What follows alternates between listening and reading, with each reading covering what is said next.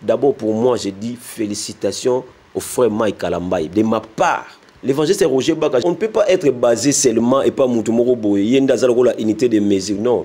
J'aimerais te dire ceci. Au moins, l'utilité, il y a cité le verset belé dans mon elle ne veut pas dire que ça est la version. La Bible dit, si vous demeurez en moi et que mes paroles demeurent en vous. Ce n'est pas seulement la parole demeure en toi, tu cites le verset, non, non. So vous êtes à niveau D. Ko betano masola niveau 9 te.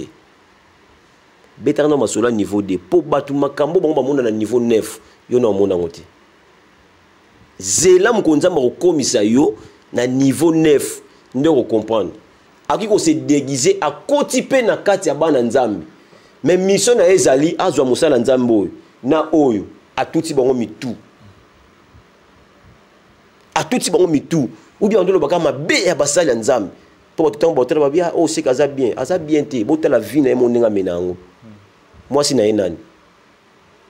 Ndakuna vivandeni. Oh.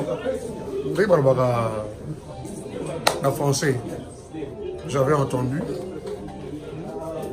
et j'ai vu. Félicitations à Congo Promo TV. Igela coiffe ikote Papa na Kerouan éternel Kenaya Kanda Taba ikote Sensi Nganda Taba Fenenene Nganda Taba Chez Hugues la coiffe ikote Papa na Kerouan éternel Kenaya Au 174 avenue Aristide Briand, 93 320, le pavillon sous bois. À la petite porte à gauche, association Hugues Ikoté.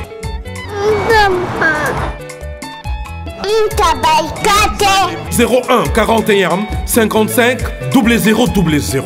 Ntaba Ikoté. Descartes Construction et yeah! Fini l'inquiétude pour la réalisation de vos constructions de rêves en RDC au prix imbattable. Grâce à votre entreprise installée en RDC uniquement pour vous, spécialisée en construction, réfection, bâtiments, immeubles, vente de terrains, travaux publics avec les ingénieurs architectes qualifiés au prix incroyable. L'escart construction est aussi spécialisée en luminosité des bâtiments et éclairage public. Installation des systèmes d'alerte, intrusion pour des maisons et véhicules et tout d'autres services. Nous acceptons aussi les paiements par tranche au prix incroyable. Pas d'hésitation avec Descartes Construction. Vous ne serez jamais déçus. Pour tout contact, notre email est descartesconstruction@gmail.com. Notre numéro de contact plus 447 93 92 82 813 et appelez-nous pour Kinshasa plus 243 89 91 56 86 2. Descartes Construction à Tozana Mbongo Moké, opération Tongana RDC. L'agence d'export et d'import Michel Atlantic Shipping et yé bana ya Canada, bana ya USA, bomitungisa lisusuté. Pour tous vos achats et ventes de voitures, pièces de rechange et les accessoires possibles. Na koti na ba koli na bino na Kinshasa, bomitungisa penzate. Please, bakoya koza koli tinandako. Pour tout contact, benga Michel Lukadi. Plus 1 508 371 60 43 USA na Canada. Pour la Kinshasa, benga na plus 243 89 551 30 38. Michelo Atlantic Shipping. Yaboye, Bazuapi. Raf Ngindou, félicitations pour la promotion, ça la rapport à l'artiste. Que Dieu te bénisse. À connaît pas demander, il n'y a rien en face. Suivez Congo Promo TV avec le PDG Raf Ngindou. Nanenga mabete Congo Promo Raf Ngindou. Boga, en tout cas, félicitations, merci Sito Oumela. Raf Ngindou, le présentateur, la force créative Congo Promo. Congo Boroto, ça n'a pas commentaire na Congo Promo. Et faites comme moi, allez voir Congo Promo, tv5.com. Donc au nom de Jésus-Christ, nous bénissons le Congo Promo. Avec Raf Nguindu, Congo Promo ne tombera jamais. Bigolo Congo Promo nde. Ouais, balobi Raf Nguindu. Congo Promo toujours, grande puissance. Come on. Congo Promo qui t'orcos net in a film. Congo Promo, babundana nango. Raf Nguindu. Congo Promo. What a plus, what a boss là. Bonjour mesdames et messieurs, merci de rester branchés sur votre chaîne Congo Promo TV et en train de suivre votre émission Excellence. Excellence, comme on le dit, Excellence, on reçoit toujours des excellents dans cette émission. Excellence, oui, puis ça ramène toujours nous sommes en actualité qui vous apporte donc mambo tout et les canapés société donc on a porte nabino, on a bandak nabino grâce à cette émission Excellence.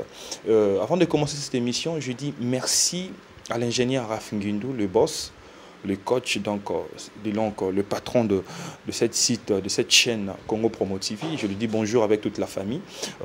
Bon retour donc dans ta ville, Nabi Libanda, donc le boss.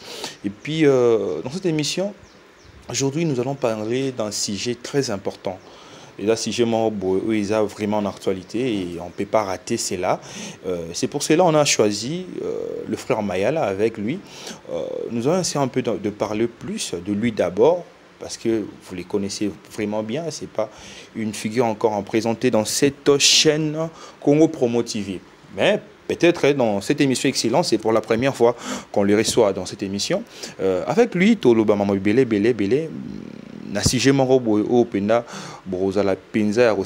Donc restez branchés parce que à cette heure ici, ailleurs il n'y a rien. Les choses se passent ici dans Congo Promo TV et dans cette émission Excellence. Directement, je dis bonjour à frère Mayala. Bonjour. Bonjour papa. Merci d'abord en accueil parce que tu nous as reçus chez toi à la maison. Et d'abord pour la disponibilité, malgré ma belé, on te dit vraiment merci. Vraiment de rien. Congo Promo, c'est déjà la maison. Déjà la maison, donc nous sommes toujours là. C'est moi qui vous remercie pour quitter Moussika. Vraiment. Un grand merci à vous. Vraiment. Et à votre côté, comment se passe votre musique déjà dans ce que tu fais? Ça évolue? Vraiment, grâce à Dieu, ça va. Grâce à Dieu, petit à petit, nous allons petit à petit surtout, ça va. Dieu nous fait grâce. Nous avons qui n'a moi déplacement Mouké, on était à Lubumbashi, on était en Afrique du Sud. Maintenant là, nous sommes rentrés déjà. Nous avons déjà un beau cannabis au RDC Kinshasa. Donc, et nous préparons aussi d'autres choses déjà. Bientôt là, vous appelez nos nango, mais ça va. Et dans tous ces déplacements, au Keneo Moko ou bien avec l'orchestre? Non, il y a d'autres déplacements où on a au Kenya quelques personnes, mais maintenant en Afrique du Sud,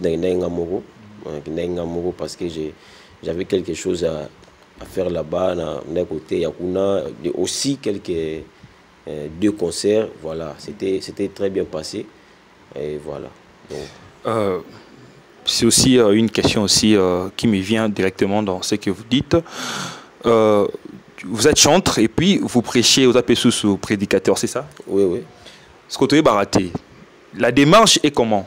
D'abord, tu reçois l'appel d'être chanteur et puis directement comme pasteur. Parce que quand je dis cela, je vois beaucoup de gens comme Atoms, Pasteur Moïse, sont vraiment beaucoup dans cette génération. Donc, Bobanarana nous mingi d'être chanteur et puis vision sous comme pasteur.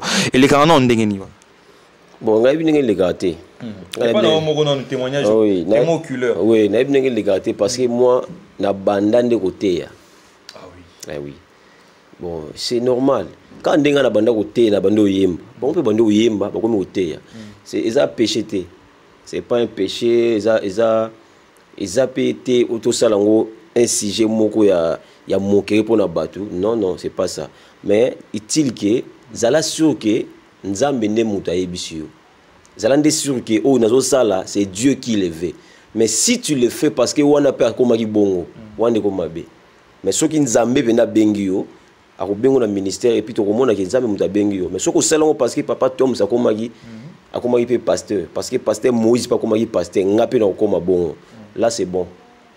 Au souka place moko pour comprendre que nzambe benga yoka oyemba.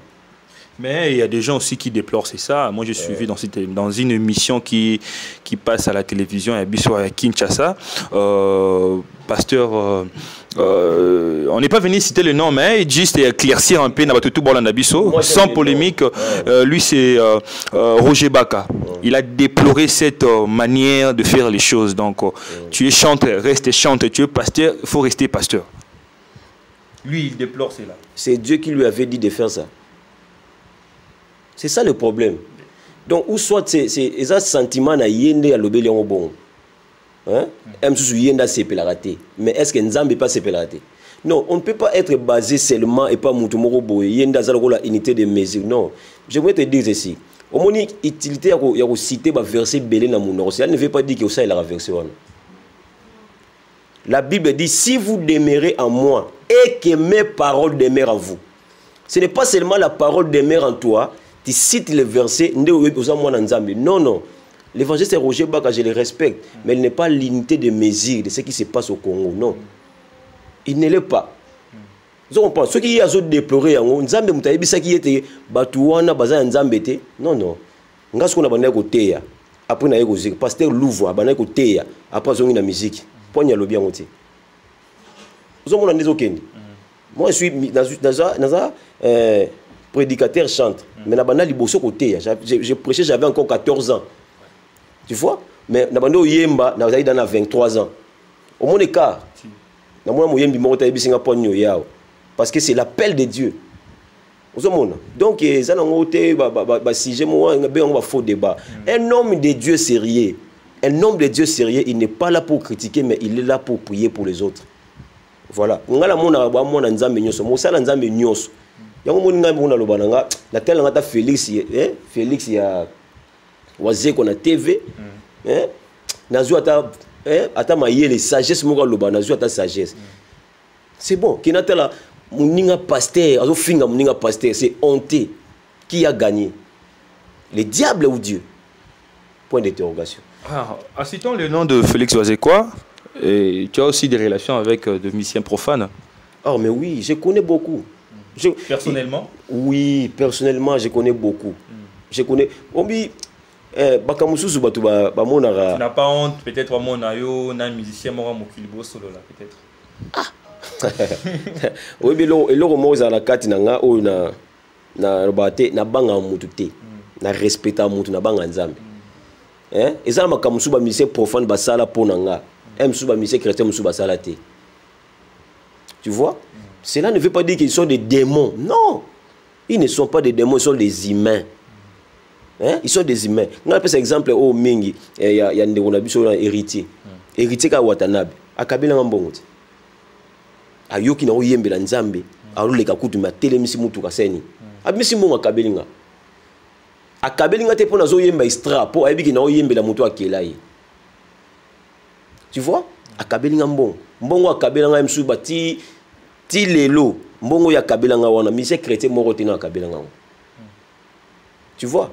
Donc là ça la reconnaissance t'es pas parce qu'il y a un musicien à aimer la nature. Non, là ce sont des faux débats. Ce sont nos frères à nous. Bato ba lobaraté na télévision bazo ma casse au lobaté peut-être na album na comment va faire par ba pesi bango. Mais moi je prends quand même le courage de dire je suis en bonne relation avec tous ces musiciens. Vous avez ba ça bande on a biso pas nous en relation na bango. Si on a coûté na vie on a solennité. Yebisanga pasteur ni yebi falité. Moyembi na yebi ferité. Ata to boyi bango mais na TV to Rolex to yoka bango ndeni yebi ke wana za faire. Déjà, on a faux débat. Moi, je prends ça des faux débats. Arrêtons-nous à ce que Dieu nous a appelés. C'est tout. Ok, je profite aussi à donner un témoignage où on a Pasteur Moïse Nécran. Pasteur Moïse Aloba, une fois, il s'est rendu dans un restaurant avec toute la famille. Ma famille n'a pas des arbaseurs dans la ville. Bavandi Bazolia et puis Pasteur Morobo à Koti. Amoni pasteur Moïse a Betty Kara a Zupe Kwanae à Fandi. Quelque temps après, Oueranson est apparu avec Sankara et puis Adolphe Dominguez. Donc, Koti, Moni pasteur, ils sont venus, Petit pasteur, éloge étant que homme de Dieu. Donc, Yemoro pasteur, ou peut-être collègue Naé, même pas bonjour. Mais les gens ont bien mokili, vont manifester quand même reconnaissance na bolingoana. Donc moi je dis que tout voilà na biso bana nzambi, donc arrêtons avec ça. Et puis nous avons un sujet très important que au Peneza maman na likambo et même biso chez vous. Nous avons besoin un peu de que au Pesabiso une idée, bien n'a bien une définition de ta part. Comment tu vois la divorce? Comment vous définir? Pour dire que vous êtes déjà marié, moi j'en ai vu de vie à couple donc étant que marié, donc tant que pasteur on a mon qu'il épée au ebi bakaba divorce. S'il faut que tu définisses cela, redéfinir en l'oral. Bon, la façon on a mon la façon on a mon divorce. Divorce dans l'assemblée, il y a déjà séparation à l'amiable. Deux personnes, bah yokani, bah on mi balé to kabouane. Kabouane. Je me rappelle encore quand je me suis marié. Tant que Pambola Bisso, bâti Bible Liboso. Et le frère Patrice dit Botia ma boko na bino na Bible. Bo balana na Bible. Mukope bolinga bo kabouane, bo sala divorce, bo yaka aboy. Po mutabali sibino azate ngam na pamboli poto mona ba témoignage belé. Siko yo mutu ba pambola ki e ngani na zaboy. Na pamboli mariage moko. Après, on a divorcé. Tout le monde. Tout ce qu'on encourage divorcer. Mais quand on a dit quand nous sommes comme les moutou, on a pas divorcer. Nous avons comme on a place. On a dit que nous sommes pour nous dire nous sommes bandi boy. Si on dit que nous sommes boulot autant comme frère Mike. Na yebi. Frère Mike. Pour nazole na boy. Beaucoup de gens, et ça papa moko à Benga en France. Alobi na landaka yo na âge ozara nango na makambo lobaka na mona ekoka na raté na mona ko zara moi sage na bien merci beaucoup maintenant ngo expliquer ngana no makambo frère Mike ti donne na répondre papa na ti monsieur vous avez occasion de répondre papa wana bino basal na nzambe qu'est-ce qu'il faut bino moteur abiso prêcher abiso l'amour mais comment et le pardon aussi comment vous n'arrivez même pas à pardonner? Et puis comme il chaîne, il a yémoroté, pasteur et lui frère Mike, ti a commis à Kabouana moi si. Oui, c'est belé. Baka c'est belé, il y a pasteur. Na ba pasteur au goût bazo lobela baninga, bango pe na cessé déjà ba divorcer. Ba tiga mususu a divorcer na yeme bazanda ko moko. Donc veut dire ba kabona na bango déjà, yé pas na moi sine mususu. Mais abo ya ka moi sina bima po ba ko loba po aloba tellement trop. Ya on a bisara bato hein. So aux à niveau D. Ko betano masola niveau 9 te. Betano masola niveau D. Po batu makambo bango ba mona na niveau 9. Yo na mona ngote.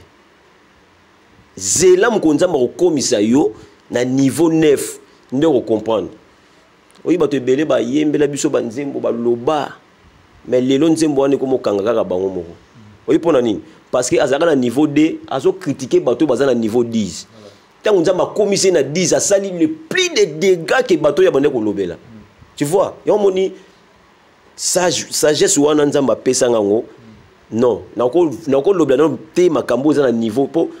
Oui, c'est vrai naza prédicateur chantre mais au cause d'accord nanga ki na niveau moko te na frère Mike Alambai. Zo mona. Dimato ya za nango na komina nu wana vraiment te. Tu vois? D'abord, non, il est d'abord un homme de Dieu, serviteur de Dieu, à sa grand frère en plus. Nous sommes condamnés. D'abord, pour moi, je dis félicitations au frère Mike Kalambai, de ma part. Au fond de moi,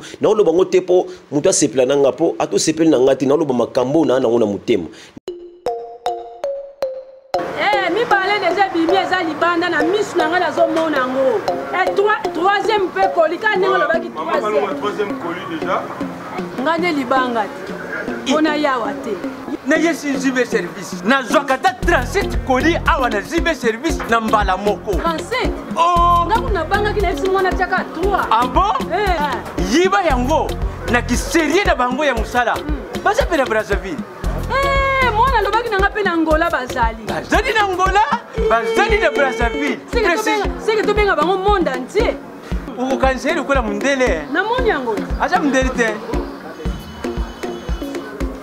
Azaki yo mutu uza na France précisément ezala na Paris ezala na Rennes ezala na Lyon ezala esika nini soko uza na poli na yo kunyokoma na yo te banimero na biso yango wana benga na yo zibe service akulivre yo carton pe kuretire ye muku akuya kuzwa yango pe akuya na Kinshasa kaka Kinshasa te ya Maniata Makalu na Point Noir na Brazzaville na Angola na Kinshasa place à Robunga ezate Hugues la coiffe Ikote. Et enfin, je suis arrivé. Salon Hugues la coiffe Ikote. Non seulement c'est un salon de coiffure, mais aussi une machine de transformation des hommes et femmes. Regardez-moi comment je suis. Vilain. Mais attendez, 2 minutes. Bogart. Vous allez voir.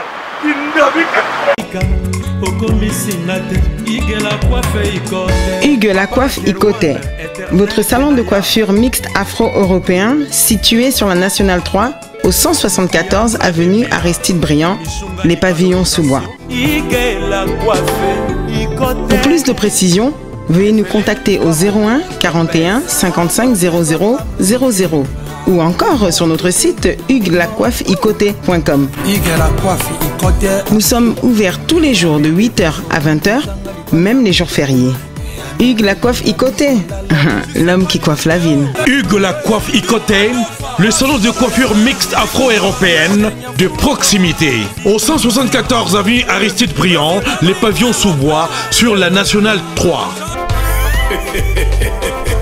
Un seul numéro, 01 41 55 00 00. La beauté de votre chevelure chez votre frère. Hugues la coiffe Ikote, même père, même mère. Chikicha, chikicha, cha cha. La beauté peut tout changer. Salon Hugues la coiffe Ikote. Quelle beauté! Sexy pour les femmes, ndindindi pour les hommes. nakoloba te o na nango mususu na mutema mais na internet ou bien na chaîne nazoloba makambo mususu te nazoloba makambo naza nango na mutema. J'ai dit félicitations au frère Mike Alambai. C'est pourquoi le silence. Réponse déjà. Eza réponse. Eza même réponse oyo le pasteur Moïse Mbi avait donné. Hein. Beaucoup de gens parlaient. Talaya Saliboué, Matalaboué. Mais lui continuait toujours à travailler. Yozo Lobaya au Salani, au servi Nzam. Les lopes même mana frère Mike. Moi j'ai dit félicitations. Quand tu vas me suivre, j'ai dit félicitations pour la silence wana. Et pour la maman Peniel. Nabi ki batu nyoso to bada pemeni na yo. O bazo tindo sala makambo wana. Vérifiez bien sûr il n'a pas marié. Tout le monde a maman Peniel, ba photo na Davido déjà donc. Asa mutute.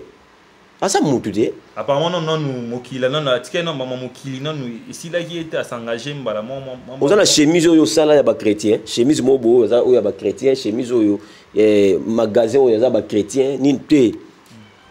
Asa na mokili.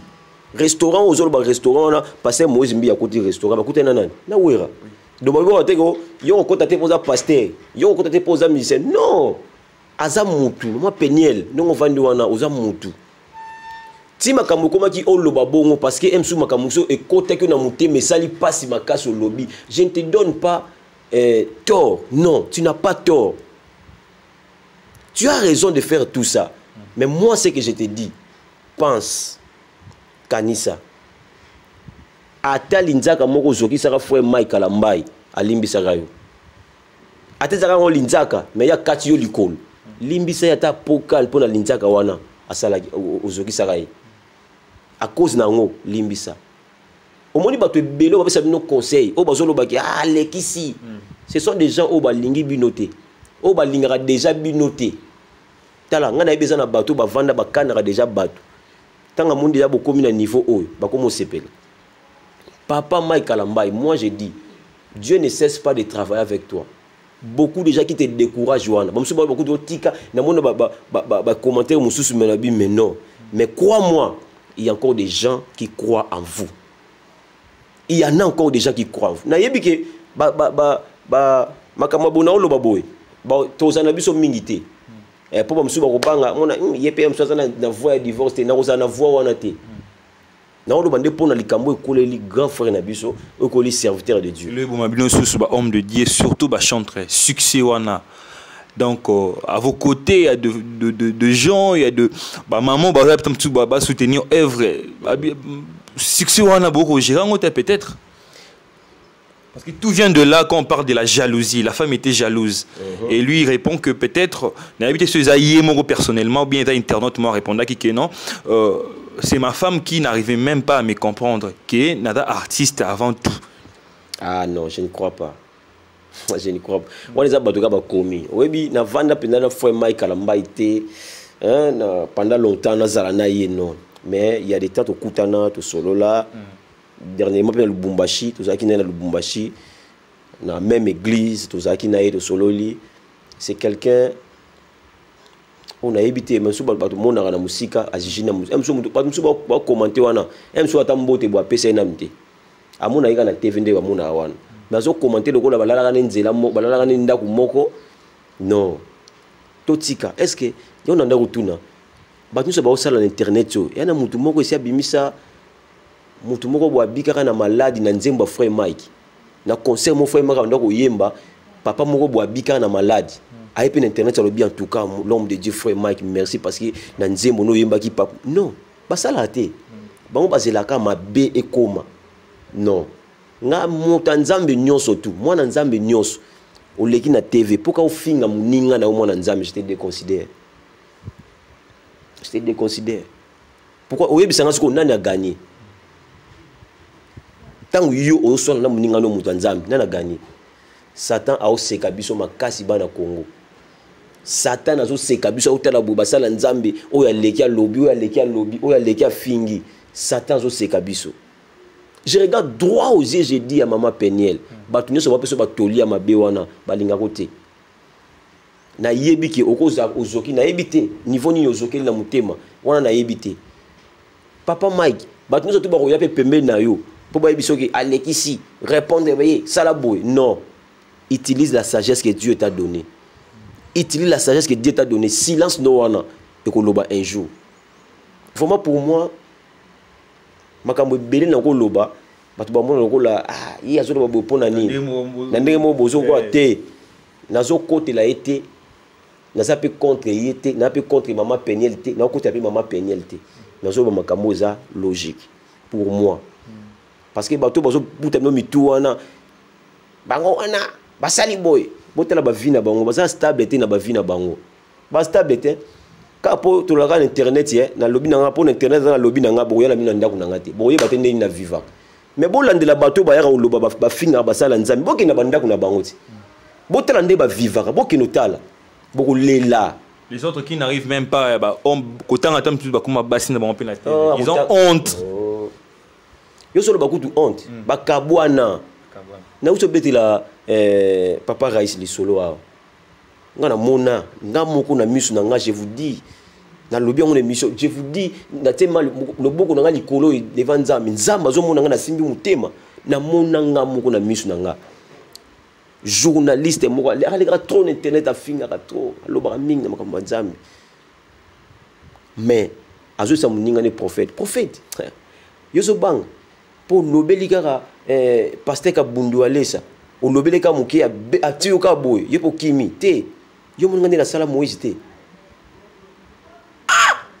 un homme de Dieu qui je vous dis o mon ngane la sala Moïse te na loba tanga bingo loba boy monde entier tali 600 nengo wana ngabia bon donc nyoso boloba ka nyoso sala kana ka poser succès ah bon ça va Ozo a succès, mais Ozo matana basaki na on a qui pasteur Marcelo. Tu montes avec tes péchés chéris. Matana ngo ok nango, mais place au matakuna, nengo kwela ba tu vas comprendre que muto azaki muta diable. Aki muta nzambete. Tala diable ba binga ka ange. Aki ko se déguiser à kotipe na kati ya bana nzambe. Mais mission na ezali azwa musala nzambe na oyo atuti bango mitu. Atuti bango mitu. Ou bien on doit le ma bé ya basali nzambe pour tout temps botela babia oh c'est kaza bien te botela vie na mon nga menango moi si na enani ndakuna vivandeni place pour comprendre que kaza agent diable tala agent diable nzamba diable ko sala ya comme le roi ange azo finga basela nzambe taba otambo na masumu nzoka yenda zo tambo na masumu bien. Là on déplore peut-être toi tout le monde a un homme dédié au Asala une émission spécialisée dans la critique. En plus, il critique qui? Bah pasteur, bah collègue naïe. Donc entre vous d'abord on a quand église bah rancune ça. Il n'a habité sur beauté à Siko bah pagan on y ou bah libana bah région très bien. Ya on a le bisoni. Ya on a zolo bah soni. Soni pour nani? Pour na bato jarwana. Siko batu pe ou ya internet bah lingana bango bato bongo. Avant de la yenda zolo ba vérité. Est-ce que ba pasteur en nyo so bo finga wana? Pour na lobité qui bon, na tu nota mutu na mutu. Est-ce que ça na mutu mona déjà $100 à faux? Oui, pour ngapi na mona $100 à faux. $50 à faux na mona. Est-ce que so mona $30 à faux? $30 à faux exact pour nani? Pour ya vrai paix exact. Voilà. Ce qui y a $30 ka ba bimi si $30 à vrai bimi. Après un temps tu as payé $30 à faux et bim. Donc ceux qui ont il y a faux, c'est qu'il y a vrai peu bazali. Tala, Bible lobi, Nzamba ou ça Elia bitala, bomano ngai, mon yaboy, bomanga pour notre liga ngamoro, Nzamba seki. Abi yebango bien, il y a encore 7000 qui n'ont pas fléchi les genoux devant Baal. Au monde na Congo, batu bosse la Nzamba ya solo bazar na Congo. Je vous dis. Mais batu bosse la Nzamba ya solo na Congo. Le diable suscitera maintenant les gens pour le combattre. Na be miso ba jaro. Yebisanga bato yo bimisa na église. Otia bango wapi? Bible lobi eza sengo na lola soki mutu moko abongoli mutema. Siko na enseignement na yo oyo pesaka. Bato ba bongola mutema ou bien bato ba longola na l'église. Siko yo ozo longola muto yo longo na église, muto nzambe mobimba kufela. Tala sakana tana chemise na osoko bébé ok magasin osoko mususu mais amanzambo bimisi na église et puis nenga bimina église bonga ke bongo ba sainté oyi ba sainté pour nani pour yo sala ke mission au conseiller pasteur ne makam yepe lokola kemba kina mutela makam nzambe alongo na église nyoso zo sala wana un jour makila batu wana e gange pa na ya omoni batu bongo ba famille na bongo moko stabilité zate ya nzambe nzambe bimisa bongo na polele un jour ngana bi moko bande ko lobawa bande ko sabe monsieur belebo ngana sala ki boy soki magicien soki nani papa tuna question mususu wana ça ba faux débat ça ba faux débat l'homme de Dieu mutu nzambe mwana nzambe asuna tawla na makambo ce sont les signes des temps de la fin. Donc toi magicien ba magicien mokili ba se transformer na kati ya église. Oh azana epeka kuna ayende na église pour bimisa su batu.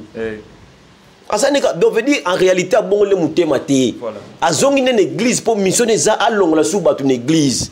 Mais est-ce qu'en réalité miracle bon peut ça maté que tout le monde qui na solo quand ça a bikisi a compé pasteur comment servir. Ah oui, pourquoi pas? Dieu est capable mon frère, Dieu est capable. Mais dans ces derniers temps, faisons attention. Et ça na bateau yo, bazana bango kakuna. Mais le diable le dit non, il faut se déguiser. Il faut se déguiser. Mon il faut ko ça. Il faut se déguiser. Yango monata moi si il y a le roi o nzamba a boakaki. Roi on a bisi abi déguise-toi. Yango moni roi on a bisi moi si nae. Kende mais déguise-toi pour qu'on ne sache pas que tu es la femme de Jéroboam. Donc de passer bien homme de lié au bazar na solo mais ils sont déguisés dans la église. Oui. Déguise-toi. Parce que le diable, Azamuto se déguisera toujours. La preuve année, mon gars Azaboui, dans Robeta Tolo, on a un chrétien. Mon kitiste c'est mort au bima, il on a un kitiste. Babo ya kaka, awanga na kaka, mais ayebi ki na zango. Pour ani, il faut se déguiser pour mentir. Voilà pourquoi ces genre de gens, Nzamba, diable longo la bango. Tala, on a bisi yo Kotan la Bible, ça vous allez moi Nzambe te. Bien qu'on va prophétiser la télévision. Et ça vous allez moi Nzambe, ça peut vous allez chrétienté. Vous comprenez? Et ça là savant ba Bible ko les gars pasteur. Atanga Bible na yebi akanga na ba akanga ngonyo surtout. akotanga ba verset ko tanga ba verset nyonso to na ilaxité ko salela yango. On sait que la Bible dit si vous demeurez en moi et que mes paroles demeurent en vous. Il faut que ce que tu lis là aussi tarawana et vivre pe na kati na yo. Parce que auto lobareza mususu ko sala ndeza problème. Ko lobeza problème te. Ngana ko lobake boy. En tout cas botika ko sala makambo bongo. Bozo sala mabe mais mabe ngazo pekisa muninga na sala ngo fois 9. Problème zake ya ye bani yanga na yebani te. Yanga na yebani te. Déguise-toi. On mona bazo bimata nazaki magicien. Mais nzamba bigi singai. Na mona ta musu aleka pe ndeko na ki musicien profane leki. Dokaka abongoli mutema. Na ta abongoli mutema musicien ko baleki président Tribiso abongoli mutema directement. Tanga abongoli mutema moko pa apôtre pasteur akomi mala moko pe boy pa. Wana za mutanzambe te. Directement comme mala moko alungu wana comme et puis directement comme finga pour nani pour aïe banaga lisusu. Non, c'est pas ça. C'est pas ça. Nous n'a pas ce qu'on affermissement. Père spirituel nous anan. Hein? Pour yaka mbalango banago finga quand même bateau to yebi parcours na bango. Té. Moi je suis contre tout ça. Dans le but que basa na nzambe basa ilaga nzambe bango surtout té. Ba o ba kota pe na bo kilti basa na bango. Voilà. Ozomona. Mais moi, ce que je suis contre, n'engagez yo mon nzambo koleka pour le makambo za lokuta pour aura succès. Les hommes de Dieu, bolingi célébrité. Oh ils engagent mukili, bon moi monter na église pour avoir profit personnel. L'église de ce jour, quelle confusion. L'église de ce jour, quelle confusion. Et ça confusion dans to yemba. Confusion yango wana. Je cherchais le monde, je l'ai trouvé dans l'église. Dans l'église, je l'ai trouvé dans le monde. Le diable sait que na kati mokili batu ba royal souté. Batu ba kimela na kati église. Yo kati diable okima wapi? Place batu baza place diable azala. Lokola batu ba kimela l'église yépé a royal église. Frère Mayala, tout évoqué sous quelque chose qui s'est élié à l'église. Parce que, peut-être, est-ce que pasteur ou non, nous avons marié, a qui pas le mariage? Bien, vous êtes la responsable de l'église. Ah, Jésus. Est-ce que vous avez un diplômé au Kamba licencié? Un diplômé. Vous avez oui, aza docteur a licencié a gradué. Mais engagé na ba docteur, engagé na ba licencié. On a souveraineté en Nzambe. Nzambe ko zwa muto ebo komaté, s'il vous plaît. Nzambe azu muto ebo komaté, atomboli akomo kamba na ba licencié. Nzambe ko pesa mona za boy, na mapangu te, na ba voiture te. Mais Nzambe bi sambela pona muto ya kozwa voiture na sambela pona muto azwi lopango menga na nango te. Vous comprenez? Donc au makambo nga naza nango na kati na nga na bité naza nango na possibilité et so mona okola sanga lopango nzambe na se awo nzamba na pango na matete na ola sanga ngo lopango peno bigi lopango nde ba clôture boza nzambe to baka mukili mobimba. Voilà. Eza nani? Ya nzambe. La Bible dit la vie et la mort sont au pouvoir de la langue. C'est-à-dire, tout ce que je veux, tout ce que je peux témoigner dans mon nogonanga, si j'obéis à la voix de l'éternel Dieu, et au Salem. Donc, on va payer raïs dans sambela pour ne pas sambela pour nanga, dans la besoin, na somba le pan, même bon zo kokate, nzamba c'est un miracle. Na sambeli pour naye a joué $70,000, mais ngamona na simba yango na maborote. Mais na lo sambo nga na sali et fongoli porte moko et pesi mbongo wana. Vous comprenez? Et l'ingola saka te ka faut kambe église faut la marier lokuta. Et même des on peut dire bah divorcer ba pasteur divorcer mais ado pas mo mariage est-ce que quand même pendant wana ezaka na kati Bible bende. Ah. Il a favorisé divorce mais aza ko réunir bato babalana. Wana siko okomi na kamususu. Ka otuna kinga wana na répondre au bongo. Mais ka osiko tuninga oyo eza différent. Vous comprenez? La Bible dit ceci. On donne que ce qu'on a. C'est la Bible qui le dit. On donne que ce qu'on a. Si je vis en paix à ma famille, na ko zape famille moko boye na pamboli bango na ko pesa bango pe toli tala ndenge biso moto zala tala Bible lobi Jésus azoloba soyez mes imitateurs Paul azoyebisa bandeko na ye comme moi je le suis de Jésus c'est-à-dire bosala o nga nazo sala mon nga naza boye bosala ndenge nazo loba mais pasteur ko koloba ke ne boza boye amsu balobaka matie on nazo te ya bilonde yango bosalela mais vie nanga privée on a botala te un homme de Dieu a la vie privée te plutôt l'habit ne fait pas les moines. Ah mais c'est sa phrase voilà te va continuer. On reconnaît un moine par semaine. Bon on va 42 phrases. Va continuer. Tala ceux qui va bengaka ba yeko li ba chrétien et ça pas parler la langue te. Mais ça pas monaka ba marque ya Christ na kasi na bango. Bazolo ba lokola. Je vais être comme Jésus, il m'a sauvé. Je vais être comme Jésus toute ma vie. Quand tu marches là-bas en Galilée, on a la vie point avec des copines, ni dans des bivettes, en train de prendre l'alcool. Ça lui rend un témoignage qu'il était le Fils de Dieu. Je voudrais vivre comme Jésus. Ce ba monaki ba on a ba marque à Christ, ne ba bengi ba chrétien. Donc on vivre local à Christ. Vous savez donc ce qui bisopé, to comme une vie privée c'est que phototika. Un homme de Dieu n'a pas de vie privée. Donc vie privée na bité na ndenge vie conjugale na ngai na mwasi na ngai mon amour Galvani Timba. Ninga zabongo makambo surtout na zalaka na yini makambo na salaka na na chambre na ko sala ngo awa na ko démontrer ngo awa non. Mais vie privée na zolo ba par rapport à autre au sala na public boy. Osomona wana ezali souté. Donc ça dit vie na ngande ko moté ya ba. Est-ce que ba ke ngamonde na zaboy na ko té ya ko tuté. Mais batuka batali ngai ba moko na venir na biso déjà ça lo ba bon. Atbingi moi na bi est-ce que ça lo la frère oté. Juste quand na parole.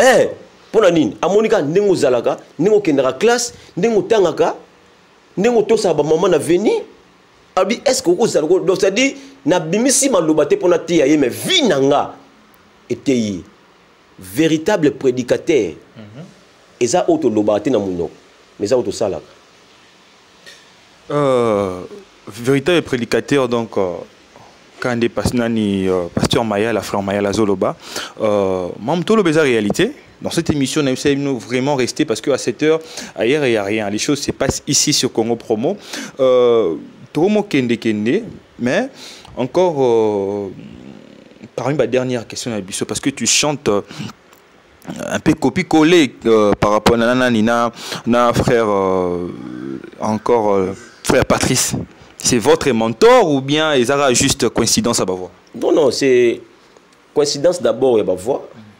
Parce que on t'a ce qui est voir en Nzambe, Nzambe peut me taper mais c'est mon père. C'est mon père. Donc je suis vraiment son fils. Naza Pembe Naye. Tililo. Na yoka ko tililo bona longo yo. Yo kata ninga na sala pa na ngabo. Na longo mo na papa biso. Na bali na sali foyer na ngame na zaka moi ne papa biso. Bato ba ke una koli. O koli no, comme no pe na bana no mususu. Mo zaka moi ne papa bino. Et là, bon église en Wanat, bah jeune premier. Comme on a un papa wana, tala, mon na vie oyo, so ndimi mukolote, ok musikate. Parce que makamo ba mon na di bosso na monité. Bon de ba oyebisa yo. Bon de ba oyebisa yo ki awa li boule zalaka sauter.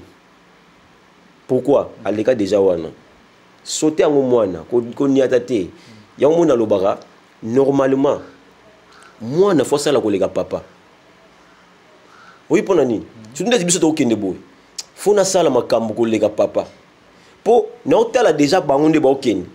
Na moni déjà koto yo akoyaki yango atrendaki mwandam. Ngapi na yawana na koya vraiment, c'est que na lingi mi lingite. Soki nga na moni déjà cause à divorce. Oh, sali na famille muninga. Ngapi na ga nzela na divorcer na nga. Nous avons même effet. Donc, le frère Patrice, pour répondre à ta question, c'est vraiment mon papa. C'est vraiment mon papa. Donc, je suis avec lui s'il m'appelle, je suis toujours là. N'appelle na église, sur la place je pars. Donc c'est vraiment, il reste papa. J'ai mon orchestre à moi, j'ai déjà mon album à moi, mais il est mon papa, il reste mon papa. Et si vous parlez de votre album qui est déjà disponible, et bien qui sera vraiment disponible dans peu de temps, sur le titre et puis contenir le message principal de l'album pour le peuple bolana bisoto. L'album, l'album le plus combattu. Album de Frère Mayal. Comment parce que tu as vu que combat dans le des démons moko bien batumo ba combattre pour ba lobeli bango te. Donc ba tenze belé ba moyen, il faut album et senga ba moyen. Zo monde, hein? Lilo banzambe pour na te yango boy, c'est pas grave, mais pour notre album faut makambo belé lo senga wana kati. Mais quand j'étais en Afrique du Sud, il y a un frère Papa Isaac Abimisa Kiango. Abimisa Kiango vraiment il n'a pas autorisation, il y a 5 chansons. À ça la première volume. Obi ka sali ba CD en Afrique du Sud, n'a regretté. To te ki ba CD non ceci. Nathalie Nabi mais qu'est-ce qui manque? Pour Abimisa le bon pe gambala moko na kini ngamoko. Ilo nyezo ezango. Ndi na soki conscience. Nabi non. Avec quelques églises où des gens ont bêti. Beaucoup d'églises ont bêti. Il y a encore des gens qui croient en moi. Qui croient ce que Dieu a placé en nous. Bien au baki, mois d'août, il y a un né haut. Il faut un concert à mon né où c'est la sortie officielle de l'album. Donc, on veut dire, Namoka dans ce pays-là, on a multiplié par CD, Namoko. Ce que c'est la CD, ce que c'est la DVD, on a multiplié, on a un concert à mon né. Et puis, tout ça, bah CD. Mais c'est vraiment. CD gratuit ou bien moi non quelque chose. Bah Osomba. Le problème est ça. Bon, ngaya ngaba Osomba. D'abord ça, attaque concert on a obété aux la payant. Parce que pour nous c'est bien va chanter la compagnie la rapide des questions un peu sur Elinga. Au moment là boy, Mosali Nzambe chante à petit concert à TP paf $100. Pour batum suba yate au bendeng. Bon. Pour batum suba yate. Réponse non yango wana. Mutu akoya wana eza oya otosa makambo yo batie par rapport au concert. Ozomona. Pour moi, dans le bango, c'est pas un péché. Tu vois, c'est pas un péché. Atie $100 par rapport. Et c'est ngana ko beta na concert, na tinde ce concert l'église na biso $100. Obino tiango te poani. Pour l'église na louer ngote. Malgré na louer instrument mais le concert au bâtir à $100, on a tellement de place ezala. Yomoko mona magi place à tia on nani. Ils a combien? Ndet na yebi makambo lo ba wana, o lo ba ka $100 fois magi beta wana. Oui. O lo ba wana. Vous comprenez? A beta en place nini? Qualité nini ya Ben Simon ya zoka na kati. Kota kango qualité nini ezaka kuna na kati. Vous comprenez? Tout ça vite ya ko condamner batu. Ndesingai na lobada bien avant. Na beta concert à mbongo. Na bano beta concert à mbongo kala. Na beti concert droit d'entrée 2000 francs. Na moni batu plein. Il t'arrive deux fois pour dire concert 2000 francs plein au regretté pour na 2000 francs. Non, na regretté té. Na qui bien car bien en tout cas batu ba croire na biso. Pour moi c'est pas un péché. Donc pour répondre clairement pour moi c'est pas un péché parce que celui-là a dépensé aussi pour tout ça. Bon, celui-là a dépensé pour tout ça et le titre de votre album c'est album dans titre nango da Shh. Oh. Ba nyoso ba yebi na bango ba ngeno ba yoka ngai. Album na biso yango wana. Donc on lui montre on est par on lui transmettre un message. Kitoko sanango e uti na nzambo yo. Yo komisi yango si jalolendo e. Nesika zamba kumisama yo lo fundwe. Soki Nzambe alongoli pema okomi cadavre. Église oza nango euti na Nzambo oyo. Yo komisi yango ligablo na yo Nesika zamba kumisama yo ne patron. Soki Nzambe alongoli pema okomi cadavre. Pardon tika fiere.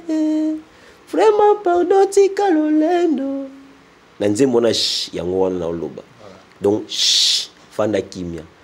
tika makambo nzambe ne loba na kati na yo miracle c'est bika na 2012 na yo zong sa kaka omonaka te en réalité ça kaka po komona yo monde yebana pour nga sina kena na église moko kombo ya Yesu no jonga na suka donc on a la prière à clôture au nom de Jésus amen mais tant on a surtout wana kaka nzambe ya et ma bête les dieux de et ça ma bête mais yo le ki mini kolega même na Yesu komono yebani makasi et de se dit batu ba comme on dit même na komono kolega ya Yesu te wana comme mabe premièrement d'abord c'est Jésus yon a dit mon lobby tika fier nyonso za nango et outi pa na nzambe l'album est là tout est là et le ozanga biso zaka ba moyen pour te dupliquer ba CD to silisa ba clip mon neza mutu na sala te nyonso j'ai ma famille je paye la maison tout ça qu'on se concentre encore pour l'album qu'on tient ba moyen et peser biso mais je crois qu'il y a encore des gens qui vont soutenir biso encore une fois de plus. Je dis ça un grand maintenant qu'on boira déjà ma banque ni si tu veux qu'on peut donner un message déjà pour profiter aussi dit on peut s'appeler numéro pour en cas de pour message pour le dire ça pendant donc veut dire on dédicacer bango pour ba soutenir un peu biso. Je dis déjà un grand merci na papa Jossard nzamba pamula papa Jossard maman Pauline nzamba pamula bino mibale couple mo kitoko na bana nyonso dalinga bino mingi merci pour notre soutien na bino bozara nango toujours pour na biso merci encore une fois de plus na ma sœur chérie Eliane Mayala aux États-Unis nzamba pambola e na mobile na Guilin Mundabi nzamba pambola bino nzamba pambola couple Rifenzasi na maman et mariage ba uto balana nzamba pambola bino papa Rifen na maman nzamba pambola bino maman Mireille okomi Mireille Nzasi donc nzamba pambola bino nzamba pambola maman Odette de la foi waouh nzamba pambola maman Odette nzambe asungisa ya mingi na obo sala pona biso nzamba pambola pe ba sala nzambe nyonso tout sangwa couple sangwa aux États-Unis l'homme de Dieu que Dieu vous bénisse open door bana open door nyonso tout aux États-Unis obi pasteur Shunda Okonda nzamba pambola ye pena mutaptina une invitation malgré ba pimela visa États-Unis mais ça la nyonso yoka pasi ndé ba pimela visa mais je vois que cette fois-ci au Simba donc nzamba pambola bino nzamba pambola batu nyonso tout ba soutenir biso Sarah na France nzamba pambola yo nzamba pambola surtout Hélène Mayala ah maman nzamba mona yo na France nzamba pambola yo nzamba pambola Edith Poupe ah Edith Poupe yo fo nzamba pambola yo nzamba pesa yo loko zo luka wana na mutema nzamba pambola yo nzamba pambola batu nyonso tout balandi biso baza tellement belé bazo croire na biso ba soutenir biso et puis batu nyonso pe auto tindela ki ba message wana pona leya mission pour comprendre donc veut dire nzamba pambola bino nzamba pesa bino su ya mingi et numéro frère Mayala eza même numéro ceux qui nzamba toucher na mutema ou soutenir yé pour l'album na yé et bima nzamba ozanga te ko pambola bino plus 243 89 79 78 484 plus 243 89 79 78 484 donc besoin de la prière ou bien problème Rosali appelez-nous on va prier ensemble donc partagez na biso to sambela nzambe ba directive nzamba opesa to yebisa yo na ebike nzamba dans la solution aux autres ba problème donc merci déjà notre boss ya chaîne Oyo Congo Promo papa Raf nzamba pambola yo papa Raf Ngindu vraiment nzamba pambola bino nzambe vraiment mon abino que Dieu vous bénisse merci P la Raïs merci P na journaliste vraiment j'ai senti que j'étais devant un journaliste donc veut dire ba chaîne musu bosa la pe makasi bosa ba journaliste boya rabiso te ka ko frère wana linga ko yamba batu te mais ya mon ndenge ni yo moda journaliste we bo lobate c'est ça le problème tant ko loba o ya loba mingi donc merci P na papa journaliste que Dieu te bénisse au continent musala na bino vraiment merci pour la visite na bino na ndaku nanga voilà On dit merci à Frère Maya. Là, on est vraiment à la fin de cette émission. Excellence. Je pense que vous étiez vraiment édifiés par rapport à la réponse Naé, à Frère Maya, à la PC Bisso. Quant à moi, je dis merci à Christian Difoy, je dis merci à Patrick Losso, je dis merci à Okusang Audrey, donc mon pote. Notre numéro est là. L'émission Excellence est très ouverte pour vous tous. Au Bolimbo passé vraiment na plateau na Bisso, na émission. Contactez-nous, le numéro est là. Donc, anytime na WhatsApp, on est là. Donc, vous tous qui voulez vraiment soutenir cette émission, tout le barango toujours, on a vraiment besoin de vos soutiens pour Maramboto Salekika Kitoko. Je dis merci à Raïs, toujours présent dans cette émission. Et quant à moi, je vous retrouve très prochainement. Au revoir. Sepela TV et yena makambu ya sikali susu. O ba chaîne ya France eza na kati. Ba chaîne ya Congo eza na kati. Ba chaîne ya Londres eza na kati. O ngomona makambu ya politique ya sika. O parti AA eza na kati. O parti BB. O CFAIO eza na kati. Ya Sepela TV. Bouquet comme ya muke boye. O tina poche voyager na ngokeno partout lingi. Na bouquet ya Sepela TV. Sepela TV. Mais ma biso n'engozo mais ma biso on a 4K machine ma daka Sepela TV. Bienvenue dans le monde de Sepela TV. Sepela TV est le décodeur qui vous permet de suivre les chaînes du Congo en direct de la diaspora.